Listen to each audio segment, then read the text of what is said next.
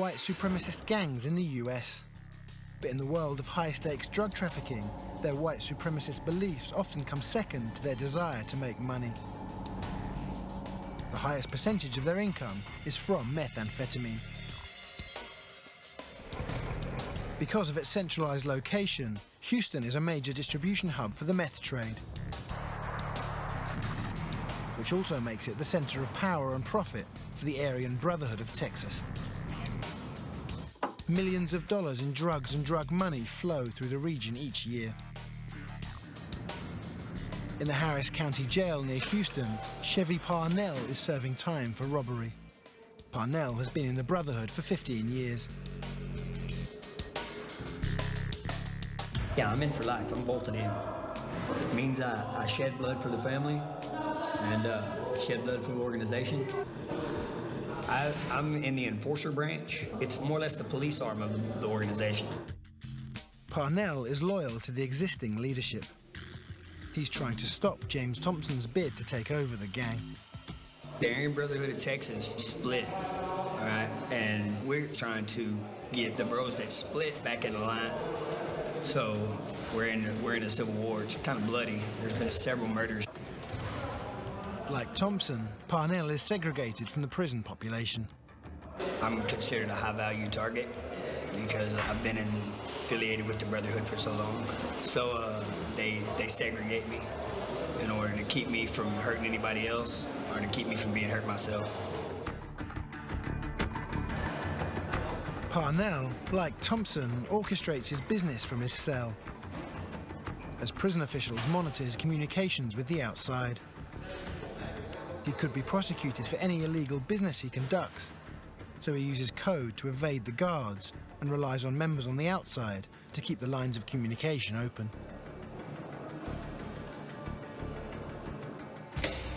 I see them phones over there? They got a phone that rolls around to each cell. We call it the cell phone. And I use a three-way call to whoever I need to call. And I have a sergeant at arms and several foot soldiers under me. The Brotherhood is getting rich by muscling in on the methamphetamine trade in Texas, and Parnell is right in the thick of it. My area of expertise is I cook methamphetamine here in Texas. And they're importing it by the ton. We do a lot of business with the Mexican cartels. What we do is we'll liquefy the methamphetamine and we'll bring it over the border liquefied because it doesn't smell as much when it's liquefied. And we don't have too much problems with the cartels because either we're doing business with them or we do it under the radar. According to Parnell, the gang traffics meth through a large network that includes outlaw motorcycle clubs and other white supremacist gangs. They often finance the transactions by robbing banks. A lot of times we'll have bulk shipments come across. A pound of methamphetamine goes for about $35,000. And we'll have several hundred pounds come across. We'll have to get with the upper members in order to secure that much money, or we'll have to what's called hit a lick. We'll hit a bank to secure that much funds in order to pay. Or we get it on more or less a layaway basis. They'll give it to us and allow us to pay it off in installments. As we sell it, then we pay the money back slowly. Methamphetamine is a manufactured drug that acts like speed. It's extremely addictive. Excessive use causes paranoia and can fuel violent and outrageous crimes. This video, shot from a hidden camera inside a stolen car, shows a man high on meth as he evades police.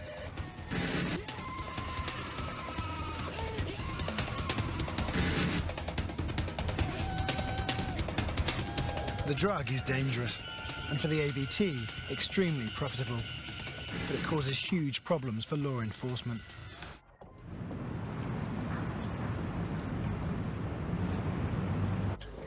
The town of Corpus Christi is a major stop on the ABT's meth trafficking route, from Mexico to their distribution hub in Houston.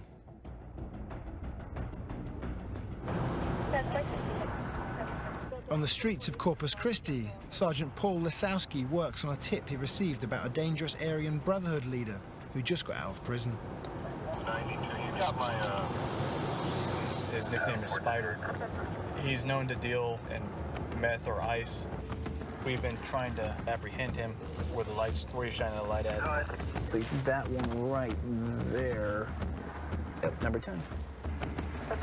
Nothing. Murray. Unfortunately, Mama has been protecting him, not giving him up, not telling him if he's home. So. Negative. As far as I know, he hasn't been arrested. Then let's go check out the mobile home parks. Copy. All right, man. I'll meet you out there. I think you got that information from. I believe he has several felonies on his record. Actually, he just got out of jail, in fact, I believe it was for possession of controlled substance. And also, I believe he had some weapons with him as well. Adam 410, You want to go in and see what we find? Sounds good. There's some banditos that live out here. There's also some ABT, and it's kind of their little, they like to call, compound or stronghold. Everybody knows everybody in this mobile home park, and the person that we were talking about earlier also lives out here. And the thing is that he can pretty much, if he ever gets in trouble or if he ever gets to be wanted, he can move from one of these mobile home mobile home to mobile home, and we could never find him. So it's kind of difficult trying to get in here and kind of catch him if he doesn't want us to. There is no sign of the suspect. For law enforcement, trying to break the ABT meth trade is a constant battle. Drug crime is ripping apart Texas communities. Was he gang related? I'm not sure. I'm checking that right now. Even the ABT itself is not immune. Rampant drug use is a major source of friction within the gang and causes problems in the ranks.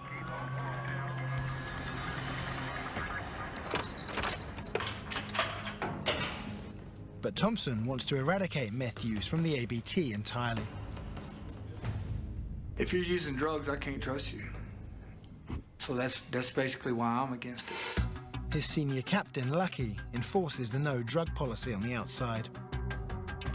With black people, it's crack. With Spanish people, it's heroin. With whites, it was methamphetamine. But all it's ever done was put us in prison. I've probably done more than most meth, but I'm done. And like I say, from the top down to me, at least, it's very clear that we're done with dope. Zero tolerance on the dope. It's done. Anybody holding rank in the ABT is not to be on drugs, or I'll take their rank from them. Thompson's no-tolerance stance on drug use is designed to help control profits and his own gang members. The ABT only admits the most ruthless and violent white inmates into the gang. Murderers like Jason Trooper Hankins, who once ran the Dallas region as an ABT general. Today, he's serving a 10-year sentence for murder.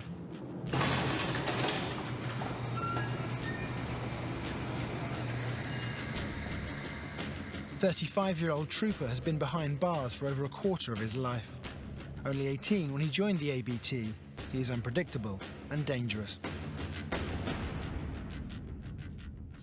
In the penitentiary, when I went down, there was a lot of racial violence. Everybody down in the mid-90s was getting down with gangs. There were some good old schooler dudes that taught me, schooled me.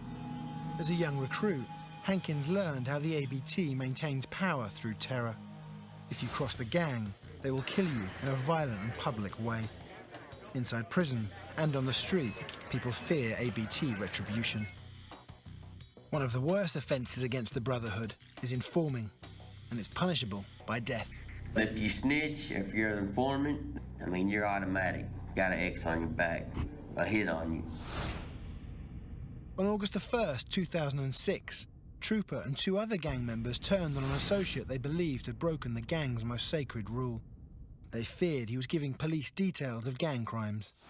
so the ABT murdered him. The guy was sedated, beat up, took to one location and then took to another location, wrapped up in a chain link fence with cinder blocks, taken to a pond where he was put into the water and then stabbed in the throat, down the throat, with a knife about that long, stuck it down his throat. Dallas police detective John Palmer worked this murder investigation and gathered the evidence that led to Hankins' conviction. They're trying to use terror to frighten people. They want to make sure whoever they're dealing with believes that they will carry out any threats they issue. Detective Palmer and the Dallas police have been struggling to contain a rise in ABT violence. I think we can limit them. We can be vigilant. We may slow them down, but I don't think we'll ever stop them. But as police pressure the gang, the ABT fights back.